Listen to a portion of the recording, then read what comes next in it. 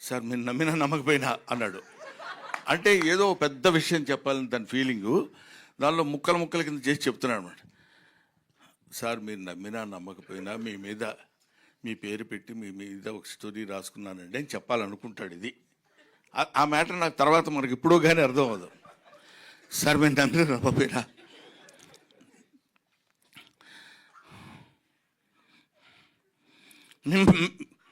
మీ పేరు పెట్టుకున్నాను అంటున్నాడు. అంటే కొంచెం మనం ఫిలప్ చేసుకోవాలి వాయిస్లు. అది మీ సినిమా మీ మీద నా లైఫ్ అంటున్నాడు. నాకేంటి అర్థం కాల, అది ఏంటిది, వాట్ హ్యాపెండ్. ఈయన పక్క నుండి చాలా క్లియర్గా చెప్పేవాళ్ళలాగా రాహుల్ చెప్పవయ్యా కంగారు చెప్పు అంటున్నాడు. కానీ ఇది చెప్పొచ్చుగా.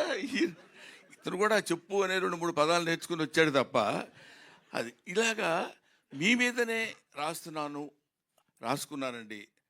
నా డ్రీమ్ మీతో ఒక షాట్ అయినా యాక్ట్ మీ దగ్గర మిమ్మల్ని డైరెక్ట్ చేయాలని కోరుకుండేది. ఫుల్ లెంత్ మీరు ఒప్పుకుంటేనే ఈ సినిమా, లేకపోతే లేదండి అన్నారు. అప్పటి వరకు కొంచెం పోజు కొడదాం అనుకున్నాను, కానీ కొంచెం తేడాగా కొట్టారు ఇద్దరు దెబ్బ. ఇంకా లాభం లేదురా బాబు అని. మీరు ఒప్పుకుంటేనే సినిమా అంటే అబ్బో చాలా ఇంపార్టెంట్ క్యారెక్టర్ ఉంటుందని నేను okay it's all right brother, దానికే ఉందిలేంటి చేసేద్దామని కొంచెం గంభీరమైన వాయిస్తో అన్న. హీరో ఎవరైనా అడిగితే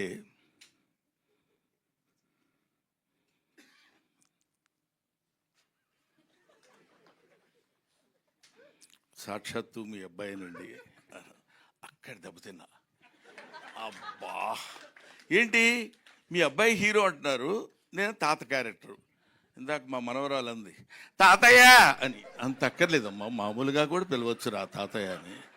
పాప అమ్మాయి హర్ట్ అయిపోయి అంత అది కాదు తాతయ్య అని. నేను ఎప్పుడు ఏంటిది అట్లా అని. వీడు తాతయ్య, నేను తాతయ్య, వీడు మనవడు అన్నప్పుడు ఇదేంటి ఇట్లా ఇరుక్కున్నానేంట్రా బాబు అనుకున్నా.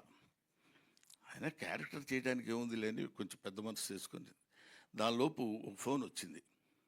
6 feet హైట్ ఉన్న కమెడియన్. నమస్కారం సార్, చాలా హ్యాపీ మీరు యాక్సెప్ట్ చేశారంటే చాలా హ్యాపీ. మీతో పాటు ఒక 20 days శుభ్రంగా యాక్ట్ చేయొచ్చు అని అంటాడేమో అనుకున్నా. శుభ్రంగా